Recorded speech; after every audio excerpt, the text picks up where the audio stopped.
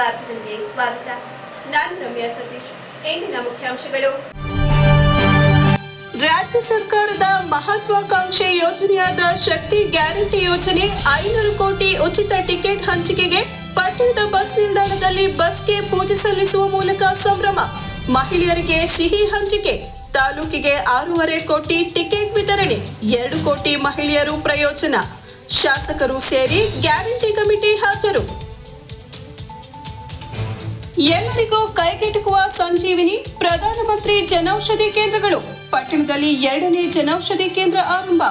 ಬಾಗೂರು ರಸ್ತೆಯ ಟಿಪ್ಪು ಸರ್ಕಲ್ ಬಳಿ ಶಾಸಕ ಸಿಎನ್ ಬಾಲಕೃಷ್ಣರಿಂದ ಉದ್ಘಾಟನೆ. ಕಡಿಮೆ ಬೆಲೆಗೆ ಸಿಗುವ ಗುಣಮಟ್ಟದ ಔಷಧಿಯನ್ನ ಜನ ಬಳಸುವಂತೆ ಕರೆ ಕೊಟ್ಟ ಶಾಸಕ ಬಾಲಕೃಷ್ಣ.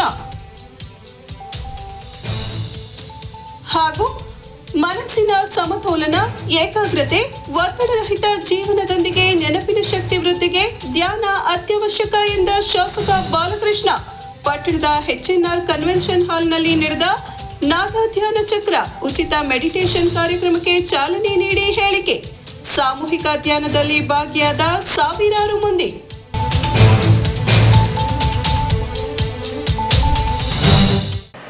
ವಾರ್ತೆಗಳ ವಿವರ. ರಾಜ್ಯ ಸರ್ಕಾರದ 5 ಗ್ಯಾರಂಟಿ ಯೋಜನೆಗಳಲ್ಲಿ ಜನಪ್ರಿಯವೆನಿಸಿರುವ ಸರ್ಕಾರಿ ಬಸ್ಗಳಲ್ಲಿ ಮಹಿಳಾ ಪ್ರಯಾಣಿಕರ ಉಚಿತ ಪ್ರಯಾಣದ ಶಕ್ತಿ ಯೋಜನೆ ಹೊಸ ಮೈಲಿಗಲ್ಲಿ ಸ್ಥಾಪಿಸಿದ್ದು 500 ಕೋಟಿ ಉಚಿತ ಟಿಕೆಟ್ ವಿತರಣೆ ತಲುಪಿದೆ ಎಂದು ಕರ್ನಾಟಕ ರಾಜ್ಯ ಗ್ಯಾರಂಟಿ ಯೋಜನೆಗಳ ಅನುಷ್ಠಾನ ಪ್ರಾಧಿಕಾರದ ತಾಲೂಕು ಅಧ್ಯಕ್ಷ LP ಪ್ರಕಾಶ್ ಗೌಡ ತಿಳಿಸಿದ್ದಾರೆ. ಕರ್ನಾಟಕ ರಾಜ್ಯ ರಸ್ತೆ ಸಾರಿಗೆ ಸಂಸ್ಥೆಯ ಚನ್ನರಾಯಪಟ್ಟಣ ಬಸ್ ನಿಲ್ದಾಣದಲ್ಲಿ ಕರ್ನಾಟಕ ರಾಜ್ಯ ಗ್ಯಾರಂಟಿ ಯೋಜನೆಗಳ ಅನುಷ್ಠಾನ ಪ್ರಾಧಿಕಾರದ ತಾಲೂಕು ಸಮಿತಿಯಿಂದ ಶಕ್ತಿ ಯೋಜನೆಯ ಫಲಾನುಭವಿಗಳ ಸಂಖ್ಯೆ 500 ಕೋಟಿ ಗಡಿಯನ್ನ ದಾಟಿದ ಹಿನ್ನೆಲೆಯಲ್ಲಿ ಮಹಿಳಾ ಪ್ರಯಾಣಿಕರೊಂದಿಗೆ ಹಮ್ಮಿಕೊಂಡಿದ್ದ ಶಕ್ತಿ ಯೋಜನೆಯ 500 ಕೋಟಿ ಮೈಲುಗಲ್ಲು ಸಂಭ್ರಮಾಚರಣೆ ಕಾರ್ಯಕ್ರಮದಲ್ಲಿ ಬಸ್ಗೆ ಪೂಜೆ ಸಲ್ಲಿಸಿ ಮಹಿಳೆಯರಿಗೆ ಸಿಹಿ ಹಂಚಿ ಮಾತನಾಡಿದ ಅವರು, ಕಾಂಗ್ರೆಸ್ ಸರ್ಕಾರ ಅಸ್ತಿತ್ವಕ್ಕೆ ಬಂದ ನಂತರ 2023ರ ಜೂನ್ 11ರಂದು ಅನುಷ್ಠಾನಕ್ಕೆ ಬಂದ ಶಕ್ತಿ ಗ್ಯಾರಂಟಿ ಯೋಜನೆಯಡಿ ಕಳೆದ 2 ವರ್ಷ 1 ತಿಂಗಳ ಅವಧಿಯಲ್ಲಿ KSRTC, BMTC ಸೇರಿದಂತೆ ಸರ್ಕಾರಿ ಸಾರಿಗೆ ಸಂಸ್ಥೆಯ 4 ನಿಗಮಗಳ ಸಾಮಾನ್ಯ ಸಾರಿಗೆ ಬಸ್ಗಳಲ್ಲಿ ಇದುವರೆಗೆ ಮಹಿಳಾ ಪ್ರಯಾಣಿಕರಿಗೆ ವಿತರಣೆ ಮಾಡಿದ ಉಚಿತ ಟಿಕೆಟ್ಗಳ ಸಂಖ್ಯೆ 500 ಕೋಟಿ ತಲುಪಿದೆ. ಶಕ್ತಿ ಯೋಜನೆ ಜಾರಿಗೂ ಮುನ್ನ ಹೋಲಿಸಿದರೆ ಆನಂತರ ಹೆಚ್ಚಿನ ಪ್ರಯಾಣಿಕರು ಸಂಚರಿಸಿದ್ದಾರೆ. ತಾಲೂಕಿನಲ್ಲಿ ಕಳೆದ ಜೂನ್ 11, 2023ರಿಂದ ಈ ಜೂನ್ 11, 2025ರವರೆಗೂ ಶಕ್ತಿ ಯೋಜನೆಯಡಿ ತಾಲೂಕಿನಲ್ಲಿ ಮಹಿಳಾ ಪ್ರಯಾಣಿಕರು ಉಚಿತ ಟಿಕೆಟ್ ಪಡೆದು ಪ್ರಯಾಣಿಸಿದ ಟಿಕೆಟ್ಗಳ ಮೌಲ್ಯ ಅಂದಾಜು 6.31 ಕೋಟಿ ರೂಪಾಯಿಗಳಾಗಿದೆ. ಇಲ್ಲಿಯವರೆಗೆ ಅಂದಾಜು 2 ಕೋಟಿಗೂ ಹೆಚ್ಚಿನ ಮಹಿಳಾ ಪ್ರಯಾಣಿಕರು ಶಕ್ತಿ ಯೋಜನೆಯಡಿ ಉಚಿತ ಟಿಕೆಟ್ ಪಡೆದು ಪ್ರಯಾಣಿಸುತ್ತಿದ್ದಾರೆ ಎಂದರು. ಶಕ್ತಿ ಯೋಜನೆಯಲ್ಲಿ ಬಡವರು ಸೇರಿದಂತೆ ಎಲ್ಲ ವರ್ಗದ ಮಹಿಳೆಯರು ಉಚಿತ ಟಿಕೆಟ್ ಪಡೆದು ಪ್ರಯಾಣಿಸುತ್ತಿದ್ದಾರೆ. ದುಡಿಯುವ ಮಹಿಳೆಯರು, ವಿದ್ಯಾರ್ಥಿನಿಯರು ಹೆಚ್ಚಿನ ಸಂಖ್ಯೆಯಲ್ಲಿ ಯೋಜನೆಯ ಸದುಪಯೋಗ ಪಡೆದುಕೊಳ್ಳುತ್ತಿದ್ದಾರೆ. ಶಕ್ತಿ ಯೋಜನೆಯಿಂದಾಗಿ ರಾಜ್ಯದ ಪ್ರವಾಸಿ ತಾಣಗಳು ಮತ್ತು ಧಾರ್ಮಿಕ ಕ್ಷೇತ್ರಗಳಿಗೆ ಭೇಟಿ ನೀಡುವವರ ಸಂಖ್ಯೆಯು ಅಧಿಕಗೊಂಡಿದೆ. ನಮ್ಮದು ಮೊದಲೇ ಬಡವರ ಪರ, ಮಹಿಳೆಯರ ಪರವಾದ ಸರ್ಕಾರ. ನಮ್ಮ ರಾಜ್ಯದಲ್ಲಿ ಮಹಿಳೆಯರು ಸಾರಿಗೆ ಸ್ವಾತಂತ್ರ್ಯ ಅನುಭವಿಸುವ ಅವಕಾಶವನ್ನು ನಮ್ಮ ಸರ್ಕಾರ ಮಾಡಿಕೊಟ್ಟಿದೆ. ಈ ಯಶಸ್ಸನ್ನ ಸಿಹಿ ಹಂಚಿ ಮಹಿಳೆಯರೊಂದಿಗೆ ಪ್ರಯಾಣಿಸಿ ಸಂಭ್ರಮಿಸಲು ತೀರ್ಮಾನಿಸಿದ್ದೇವೆ ಎಂದು ತಿಳಿಸಿದರು.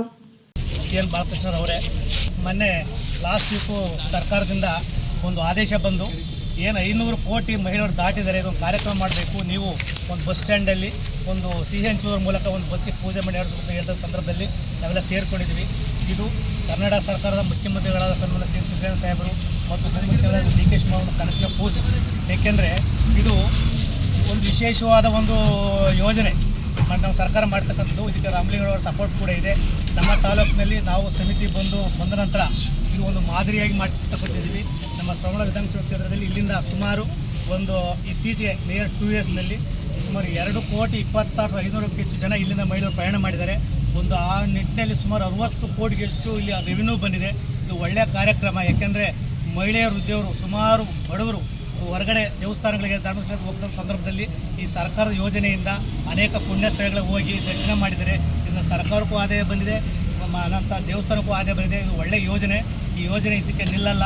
ದಯಮಾಡಿ ಇಲ್ಲಿ ನಮ್ಮ ಡಿಪೋನಲ್ಲಿ ಏನು ಬರ್ತಾರೆ ವಿದ್ಯಾರ್ಥಿನಿಯರು ಮಹಿಳೆಯರು ವೃದ್ಧರಿಗೆ ನಮ್ಮ ಡಿಪೋ ಮ್ಯಾನೇಜರು ಹೊತ್ತು ಇಲಾಖೆ ಸಮಯದಲ್ಲಿ ಒಂದು ಒಳ್ಳೆಯ ಕೆಲಸವನ್ನು ಅವರಿಗೆ ಸಹಕಾರ ಮಾಡಿಕೊಡ್ಬೇಕು. ಇದು ನಮ್ಮ ಸರ್ಕಾರದ ಒಂದು ಒಳ್ಳೆಯ ಯೋಜನೆ ಅಂತ ಹೇಳಿ ನಮ್ಮ ಸರ್ಕಾರ ನಿರ್ದೇಶನ ಮೇರೆಗೆ ನಾವು ಇವತ್ತು ಒಂದು ಯೋಜನೆ ಮಾಡ್ತಿದ್ದೇವೆ. ಇದರಿಂದ ಮಹಿಳೆಯರ ಸಬಲೀಕರಣ ಆಗ್ತಾಯಿದೆ, ಮಹಿಳೆಯರಿಗೆ ಒಳ್ಳೆಯ ಕೆಲಸ ಆಗ್ತಾಯಿದೆ, ಮಹಿಳೆಯರು ತುಂಬ ಖುಷಿಯಿಂದ ಇದ್ದಾರೆ. ಏಕೆಂದರೆ ನಮ್ಮ ತಾಲೂಕಿನಲ್ಲಿ ಇದು ಬೆಂಗಳೂರಿನಲ್ಲಿ ಹೆಡ್ ಕ್ವಾರ್ಟರಿಂದ ಸುಮಾರು 2 ಕೋಟಿಗೆ ಹೆಚ್ಚು ಪ್ರಯಾಣ ಮಾಡಿದ್ದಾರೆ. ಯಾವುದೂ ಕೂಡ ಕಂಪ್ಲೇಂಟ್ಸ್ ಇಲ್ಲ. ಇದು ಸರ್ಕಾರದ ಮಹತ್ವಾಕಾಂಕ್ಷಿ ಯೋಜನೆ. ಈ ಯೋಜನೆ ತುಂಬ ಯಶಸ್ವಿಯಾಗಿ ನಮ್ಮ ತಾಲೂಕಿನ ಜಾರಿ ಆಗ್ತಿದೆ. ನಾವು ಕೂಡ ತಾಲೂಕು 2 ಅಧ್ಯಕ್ಷರಾಗಿ ಸಮಿತಿ ಸದಸ್ಯರು ನಮಗೆ ಸನ್ಮಾನ್ಯ ಬಾಲಕೃಷ್ಣ ಅವರು ಕೂಡ ಅವರ ಒಂದು ಸಹಕಾರದಲ್ಲೂ ಕೂಡ ನಮಗೆ ಅವರು ಕೂಡ ಗೊಂದಲ ಮಾಡ್ತಾ ಇಲ್ಲ. ನಿಮ್ಮ ಯೋಜನೆ ಸಂಬಂಧಪಟ್ಟಂತೆ ಅವರು ಕೂಡ ನಮ್ಮ ಸಹಕಾರ ಮಾಡ್ತಾಯಿದ್ದಾರೆ. ಈ ಯೋಜನೆ ಹೀಗೆ ಮುಂದುವರಿಲಿ, ಮುಂದಿನ ದಿನಗಳಲ್ಲಿ ಮುಂದುವರ್ಕೊಂಡು ಹೋಗುತ್ತೆ. ನಮ್ಮ ಸರ್ಕಾರ ಈ ಯೋಜನೆಯನ್ನು 2028 ನಿಲ್ಲಿಸಲ್ಲ. ಇದು ಯಾವ ಸುಮ್ಮನೆ ಶಾಸಕ ಸಿಎನ್ ಬಾಲಕೃಷ್ಣ ಮಾತನಾಡಿ, ಶಕ್ತಿ ಯೋಜನೆಯಿಂದ ಸಾಕಷ್ಟು ಮಹಿಳೆಯರಿಗೆ ಅನುಕೂಲವಾಗಿದೆ. ನಾನಾ ಕೆಲಸಗಳಿಗೆ ಹೋಗುವ ಮಹಿಳೆಯರಿಗೆ ಹಣದ ಉಳಿತಾಯವಾಗಿದೆ. ಮತ್ತೊಂದೆಡೆ ಶಾಲಾ ಕಾಲೇಜಿಗೆ ಹೋಗುವ ವಿದ್ಯಾರ್ಥಿನಿಯರಿಗೂ ಇದರಿಂದ ಪ್ರಯೋಜನವಾಗಿದೆ. ರಾಜ್ಯಾದ್ಯಂತ ಸಂಚಾರಕ್ಕೆ ಅವಕಾಶ ಸಿಕ್ಕಿರುವುದರಿಂದ ಧಾರ್ಮಿಕ ಸ್ಥಳಗಳಿಗೆ ಹೋಗುವ ಮಹಿಳೆಯರ ಸಂಖ್ಯೆಯೂ ಹೆಚ್ಚಾಗಿದೆ. ಆದರೆ ಪ್ರಯಾಣಿಕರ ಸಂಖ್ಯೆ ಹೆಚ್ಚಾದರೂ ಪೂರಕವಾಗಿ ಬಸ್ಗಳ ಸಂಖ್ಯೆ ಹೆಚ್ಚಾಗದಿರುವುದು ವಿಪರ್ಯಾಸ. ವಾರಾಂತ್ಯಗಳಲ್ಲಿ ಹಾಸನದಿಂದ ಬೆಂಗಳೂರಿಗೆ ಚಲಿಸುವ ಮತ್ತು ಬೆಂಗಳೂರಿಂದ ಹಾಸನಕ್ಕೆ ಬರುವ ಎಲ್ಲ ಬಸ್ಗಳು ಬಹುತೇಕ ಪ್ರಯಾಣಿಕರಿಂದ ತುಂಬಿರುತ್ತವೆ. ವೃದ್ಧರು, ವಿದ್ಯಾರ್ಥಿಗಳಿಗೆ ಹೆಚ್ಚಿನ ಸಮಸ್ಯೆಯಾಗುತ್ತಿದೆ. ತಾಲೂಕಿನ 25,000 ಮಂದಿ ಬೆಂಗಳೂರಿನಲ್ಲಿ ನೆಲೆಸಿದ್ದು, ವಾರಾಂತ್ಯದಲ್ಲಿ ಬೆಂಗಳೂರಿಂದ ಇಲ್ಲಿಗೆ ಆಗಮಿಸಲು ಮತ್ತು ಇಲ್ಲಿಂದ ಬೆಂಗಳೂರಿಗೆ ತೆರಳಲು ಹೆಚ್ಚಿನ ಸಮಸ್ಯೆ ಆಗ್ತಿದ್ದು, ಪ್ರಯಾಣಿಕರ ಸಂಖ್ಯೆಗೆ ಅನುಗುಣವಾಗಿ ಬಸ್ಗಳ ಸಂಖ್ಯೆ ಹೆಚ್ಚು ಮಾಡಿದರೆ ಯೋಜನೆಯ ಪೂರ್ಣ ಪ್ರಮಾಣದ ಸೌಲಭ್ಯ ಎಲ್ಲರಿಗೂ ದೊರೆತಂತಾಗುತ್ತದೆ ಎಂದರು. ಸರ್ಕಾರ ಕೂಡಲೇ ವಾರಾಂತ್ಯದಲ್ಲಿ ಬಸ್ಗಳ ಸಂಖ್ಯೆಯನ್ನು ಹೆಚ್ಚಿಸಬೇಕು, ಈ ಮೂಲಕ ಮನವಿ ಮಾಡಿದರು. ಸಂಭ್ರಮಾಚರಣೆಯಲ್ಲಿ ಕರ್ನಾಟಕ ರಾಜ್ಯ ಗ್ಯಾರಂಟಿ ಯೋಜನೆಗಳ ಅನುಷ್ಠಾನ ಪ್ರಾಧಿಕಾರದ ತಾಲೂಕು ಸಮಿತಿಯ ಸದಸ್ಯರಾದ ಅರಳಾಪುರ ನಾಗೇಶ್, ಸಿಎನ್ ಗಣೇಶ್, ಕೆಂಪೇಗೌಡ ಬೆಕ್ಕ, ಕೆಎನ್ ನಾಗೇಶ್, ಮಧು ಜನಾರ್ದನ್, ರಂಗಸ್ವಾಮಿ ಆನೆಕೆರೆ, ನಿಶ್ಚಲ್, ರಂಗಸ್ವಾಮಿ, ನವೀನ್, ಟಿಎಪಿಸಿಎಂಎಸ್ ಅಧ್ಯಕ್ಷ ಅನಿಲ್ ಮರಗೂರು, ಕರ್ನಾಟಕ ರಾಜ್ಯ ರಸ್ತೆ ಸಾರಿಗೆ ಸಂಸ್ಥೆಯ ಚನ್ನರಾಯಪಟ್ಟಣ ಘಟಕದ ವ್ಯವಸ್ಥಾಪಕ ಅಲಿಮುಲ್ಲಾ ಖಾನ್, ತಾಲೂಕು ಪಂಚಾಯಿತಿ ಕಾರ್ಯನಿರ್ವಹಣಾಧಿಕಾರಿ ಜಿಆರ್ ಹರೀಶ್, ಸಹಾಯಕ ನಿರ್ದೇಶಕ ಎನ್ ಗಿರೀಶ್ ಸೇರಿದಂತೆ ಸಾರಿಗೆ ಸಂಸ್ಥೆಯ ಸಿಬ್ಬಂದಿಗಳು ಭಾಗವಹಿಸಿದ್ದರು. ಮಾಡಿದರೆ ನಮ್ಮ ಪ್ರಕಾಶ್ ಅವರು ಕೂಡ ಗ್ಯಾರಂಟಿ ಸಮಿತಿ ಅಧ್ಯಕ್ಷರಾಗಿ ಅವರ ಏನು ನಿರ್ಬಂಧನೆಗಳಿಗೆ ಒಂದು ಒಳಪಟ್ಟು ಅವರು ಕೂಡ ಅವ್ರ ಕರ್ತವ್ಯಗಳನ್ನು ನೀಟಾಗಿ ಮಾಡ್ತಿದ್ದಾರೆ. ಎಲ್ಲ ಸದಸ್ಯರು ಅವ್ರಿಗೂ ಕೂಡ ನಾನು ಧನ್ಯವಾದಗಳು. ಏಕೆಂದರೆ ಸರ್ಕಾರ, ರಾಜ್ಯ ಸರ್ಕಾರ ಯೋಜನೆ ಆಗಲಿ, ಕೇಂದ್ರ ಸರ್ಕಾರದ ಯೋಜನೆಗಳಾಗಲಿ ಜನರಿಗೆ ತಲುಪಿಸುವಂಥದ್ದು ಜನಪ್ರತಿನಿಧಿಗಳ ಮಹತ್ವವಾದಂಥ ಜವಾಬ್ದಾರಿ.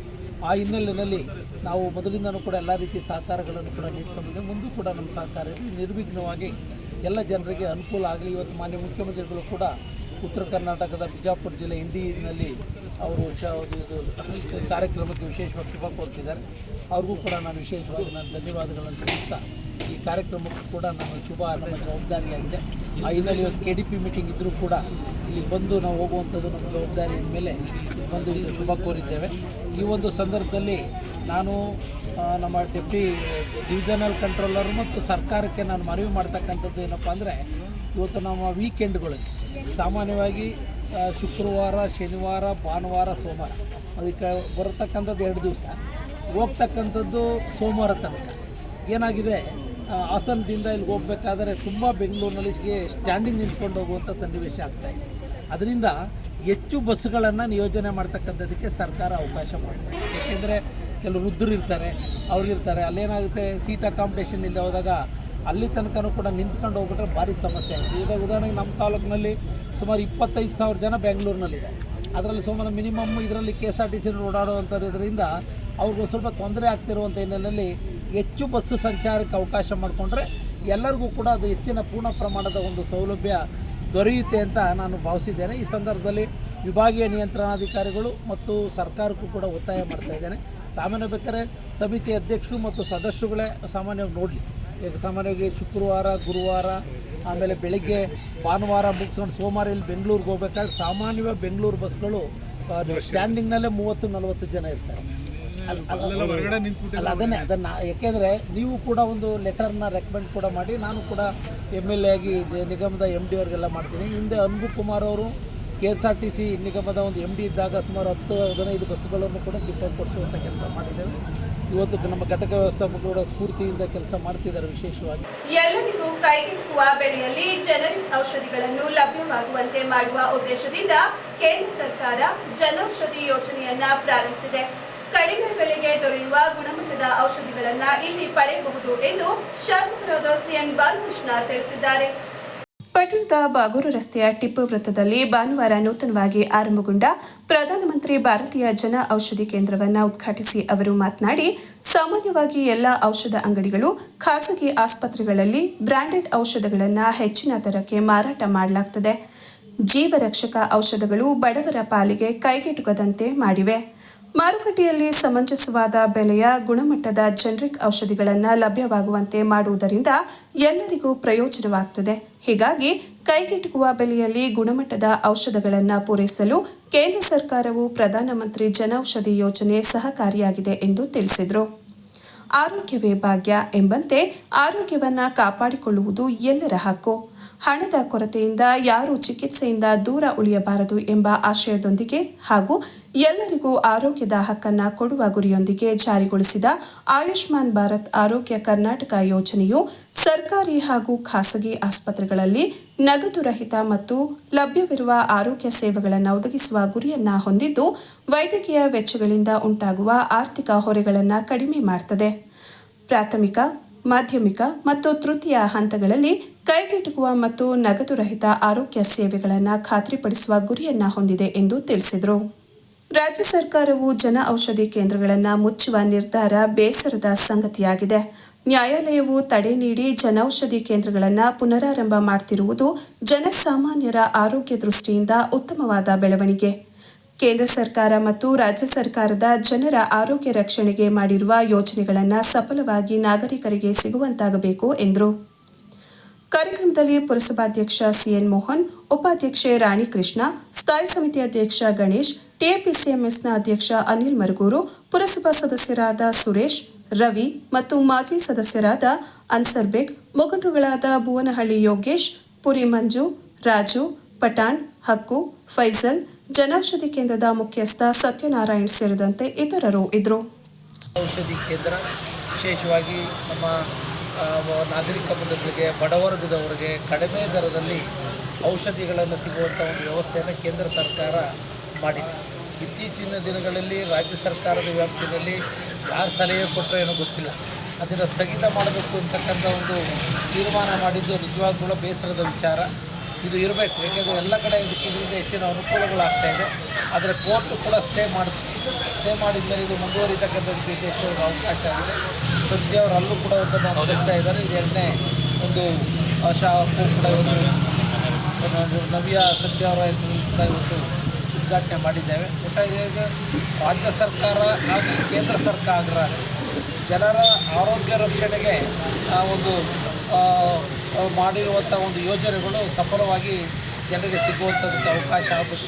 ಹೆಲ್ತ್ ಈಸ್ ವೆಲ್ತ್, ಆರೋಗ್ಯವೇ ಭಾಗ್ಯ. ಆರೋಗ್ಯದ ಕಡೆ ಹೆಚ್ಚಿನ ಗಮನವನ್ನು ಹರಿಸಬೇಕಾಗ್ತದೆ. ಇವತ್ತು ದುಬಾರಿ ವೆಚ್ಚ ಆಗ್ತಾ ಇರುವಂಥ ಹಿನ್ನೆಲೆಯಲ್ಲಿ ಕೇಂದ್ರ ಸರ್ಕಾರ ಕಡಿಮೆ ದರದಲ್ಲಿ ಜನೌಷಧಿ ಒಂದು ಮಾತ್ರೆಗಳಿರ್ಬೋದು, ಟಾನಿಕ್ಸ್ ಇರ್ಬೋದು, ಇನ್ನಿತರ ಎಲ್ಲವರು ಕೂಡ ಕೊಡ್ತಕ್ಕಂಥದ್ದಕ್ಕೆ ವಿಶೇಷವಾಗಿ ಅವಕಾಶವನ್ನು ಮಾಡ್ತಾರೆ. ಈ ಸಂದರ್ಭದಲ್ಲಿ ದೇಶದ ಪ್ರಧಾನಮಂತ್ರಿಗಳಾದಂಥ ನರೇಂದ್ರ ಮೋದಿಜಿಯವರಿಗೆ ವಿಶೇಷವಾಗಿ ಅಭಿನಂದನೆಗಳನ್ನು ಸಲ್ಲಿಸ್ತಾ, ಆಯುಷ್ಮಾನ್ ಭಾರತ್ ಮತ್ತು ಕರ್ನಾಟಕ ಯೋಜನೆ ಮೂಲಕ ಕೂಡ ಜನರಿಗೆ ಇವತ್ತು ಎಲ್ಲ ಖಾಸಗಿ ಆಸ್ಪತ್ರೆಗಳಿರ್ಬೋದು, ಸಾರ್ವಜನಿಕ ಆಸ್ಪತ್ರೆಗಳಲ್ಲಿ ಹೆಚ್ಚಿನ ಒಂದು ಸೌಲಭ್ಯಗಳು ಕೂಡ ವಿಶೇಷವಾಗಿ ಸಿಗ್ತಾ ಇದೆ ಅಂತ ಕೂಡ ನಾನು ಈ ಸಂದರ್ಭದಲ್ಲಿ ವಿಶೇಷವಾಗಿ ಹೇಳಿ, ಅದ್ರ ಜೊತೆಯಲ್ಲಿ ಇವತ್ತೇನು ಹೃದ್ರೋಗಕ್ಕೆ ಸಂಬಂಧಿಸಿದ ಸಮಸ್ಯೆಗಳು ಇವತ್ತು ಜಾಸ್ತಿ ಆಗ್ತಾ ಇರುವಂಥ ಹಿನ್ನೆಲೆಯಲ್ಲಿ ಯಾರೂ ಕೂಡ ಇದಕ್ಕೆ ಆತಂಕ ಪಡೋದು ಬೇಡ. ಡಾಕ್ಟರ್ ಸಹ ಸಲಹೆ ಮಾರ್ಗದರ್ಶನದಲ್ಲಿ ನಾವು ಅದರ ಬಗ್ಗೆ ಪರೀಕ್ಷೆ ಮತ್ತು ಚಿಕಿತ್ಸೆಗಳನ್ನು ಪಡ್ಕೊಳ್ತಕ್ಕಂಥದ್ದಕ್ಕೆ ಮುಂದಾಗಬೇಕು. ಯಾವುದೇ ಒಂದು ಕೋವಿಡ್ ಲಸಿಕೆಯಿಂದ ಇದು ಸಮಸ್ಯೆ ಆಗಿಲ್ಲ. ಅಂದರೆ ಬೇರೆ ಬೇರೆ ಕಾರಣಗಳಿಂದನೂ ಕೂಡ ಇವತ್ತು ಹೃದಯಾಘಾತಗಳಾಗುವಂಥ ಸಂಭವ ಇದೆ. ಡೀಟೇಲ್ ಮಾಹಿತಿ ಕೂಡ ಹೊರಬಿದ್ದಿದೆ. ಏಕೆಂದರೆ ಇವತ್ತು ನಮ್ಮ ಜೀವನ ಶೈಲಿ ಬಗ್ಗೆ ಡಾಕ್ಟರ್ಸ್ಗಳ ಹತ್ರ ಒಂದು 6 ತಿಂಗಳು ವರ್ಷಕ್ಕೊಮ್ಮೆ ನಮ್ಮ ಹೃದಯವನ್ನು ಒಂದು ಪರೀಕ್ಷೆ ಮಾಡ್ಕೊಳ್ತಕ್ಕಂಥದ್ದಕ್ಕೆ ಕೂಡ ಅವಕಾಶವನ್ನು ಮಾಡ್ಕೋಬೇಕು ಅಂತ ಕೂಡ ನಾನು ಈ ಸಂದರ್ಭದಲ್ಲಿ ಹೇಳಿ, ಇವತ್ತೇನು ಜನೌಷಧಿ ಕೇಂದ್ರ ಉದ್ಘಾಟನೆ ಆಗಿದೆ. ಈ ಭಾಗದ 16 ಮನಸ್ಸು ಸಮತೋಲನದಲ್ಲಿರಿಸಲು ಏಕಾಗ್ರತೆಯನ್ನ ಕಾಯ್ದುಕೊಳ್ಳಲು ಮತ್ತು ಒತ್ತಡರಹಿತ ಜೀವನದೊಂದಿಗೆ ನೆನಪಿನ ಶಕ್ತಿ ಹೆಚ್ಚಿಸಿಕೊಳ್ಳಲು ಧ್ಯಾನ ಸಹಕಾರಿಯಾಗಿದೆ ಎಂದು ಶಾಸಕರಾದ ಸಿಎನ್ ಬಾಲಕೃಷ್ಣ ತಿಳಿಸಿದರು.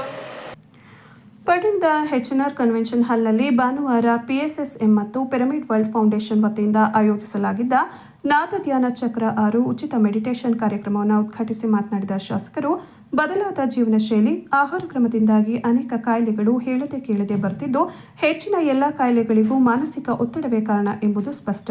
ಹೀಗಾಗಿ ಅನೇಕ ದೈಹಿಕ ಮತ್ತು ಮಾನಸಿಕ ಆರೋಗ್ಯ ವೃದ್ಧಿಗೆ ಹೆಚ್ಚಿನವರು ಮೆಡಿಟೇಷನ್ನ ಮೊರೆ ಹೋಗ್ತಿದ್ದಾರೆ. ಇದು ಇಂದಿನ ಯುಗದಲ್ಲಿ ಅನೇಕ ಕಾಯಿಲೆಗಳಿಗೆ ಔಷಧಿಯಾಗಿಯೂ ಕೆಲಸ ಮಾಡ್ತಿದೆ ಎಂದರು. ಇತ್ತೀಚಿನ ದಿನಗಳಲ್ಲಿ ತಂತ್ರಜ್ಞಾನ ವ್ಯವಸ್ಥೆ ಬೆಳೆದಂತೆ ಮಾನವ ಕೂಡ ಅದಕ್ಕೆ ಒಗ್ಗಿಕೊಂಡಿದ್ದಾನೆ. ಇದೇ ಕಾರಣದಿಂದ ಮಾನವನ ದೈಹಿಕ ಶ್ರಮ ವ್ಯಯವಾಗುವುದಿಲ್ಲ.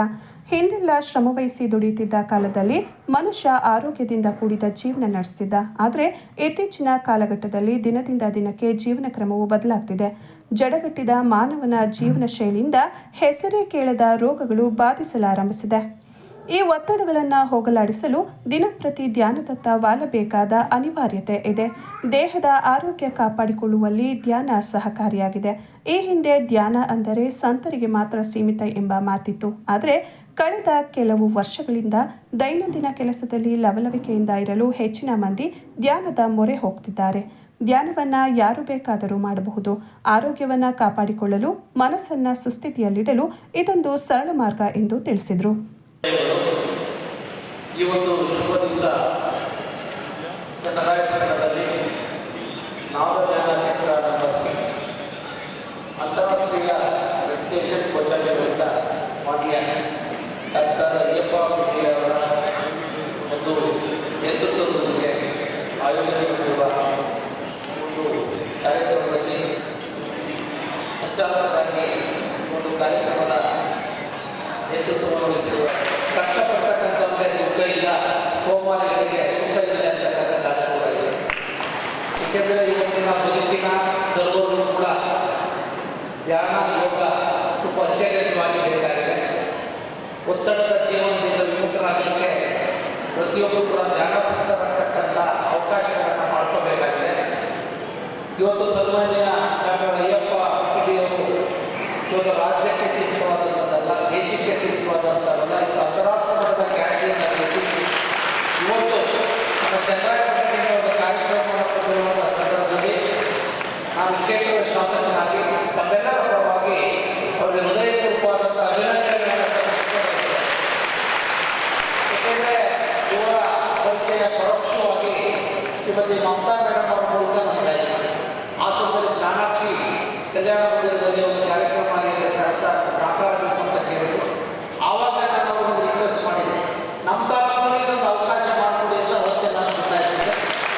ಒಂದು ಅದ್ಭುತವಾದ ಕಾರ್ಯಕ್ರಮ ಇವತ್ತು ಇಲ್ಲಿ ಏರ್ಪಾಡಾಗಿ ಒಂದು ಏನು ನಮ್ಮ ಪ್ರಾರ್ಥನೆಯೊಂದಿಗೆ ದೀಪ ಪ್ರಜ್ವಲಿಸೋದರೊಂದಿಗೆ ಒಂದು ಅವಕಾಶ ಆಗಿದೆ.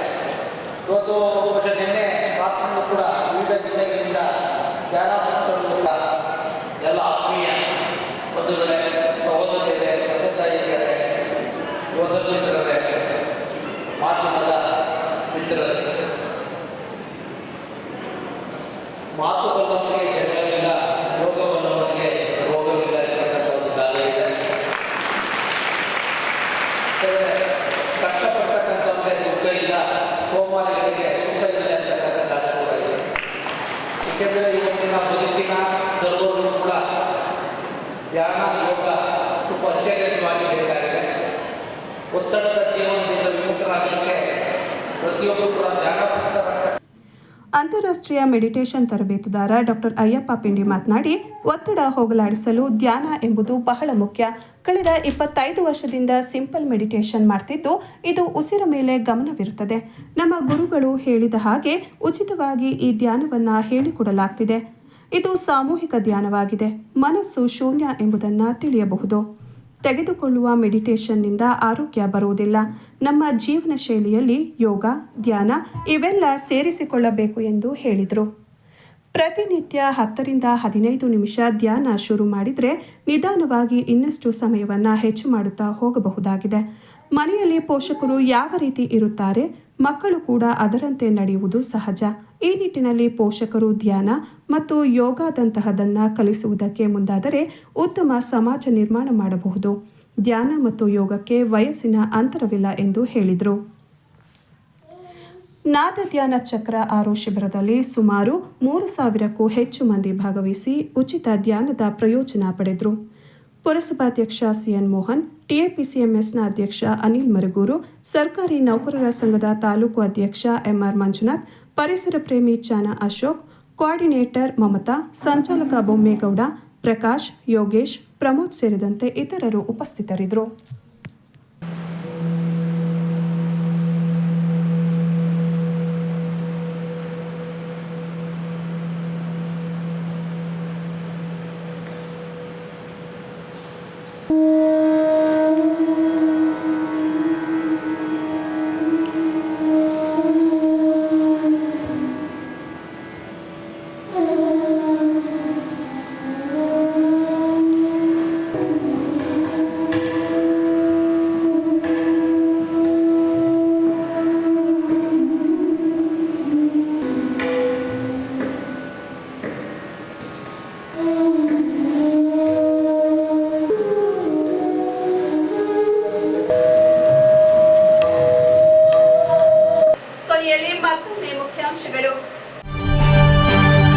ರಾಜ್ಯ ಸರ್ಕಾರದ ಮಹತ್ವಾಕಾಂಕ್ಷೆ ಯೋಜನೆಯಾದ ಶಕ್ತಿ ಗ್ಯಾರಂಟಿ ಯೋಜನೆ 500 ಕೋಟಿ ಉಚಿತ ಟಿಕೆಟ್ ಹಂಚಿಕೆಗೆ ಪಟ್ಟಣದ ಬಸ್ ನಿಲ್ದಾಣದಲ್ಲಿ ಬಸ್ಗೆ ಪೂಜೆ ಸಲ್ಲಿಸುವ ಮೂಲಕ ಸಂಭ್ರಮ.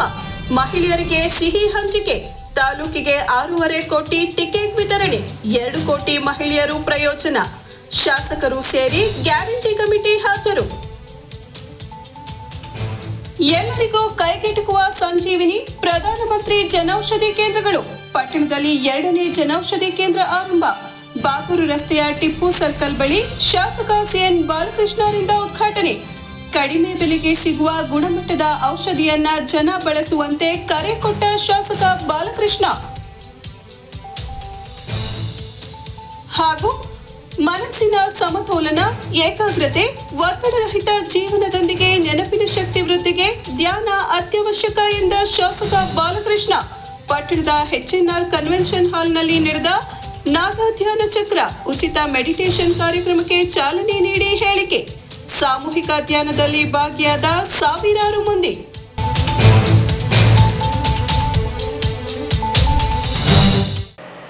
ಇದರೊಂದಿಗೆ ವಾರ್ತಾ ಪ್ರಸಾರ ಮುಕ್ತಾಯವಾಯಿತು. ಮತ್ತೆ ನಿಮ್ಮ ಭೇಟಿ ಮುಂದಿನ G4 ವಾರ್ತೆಯಲ್ಲಿ. ನಮಸ್ಕಾರ.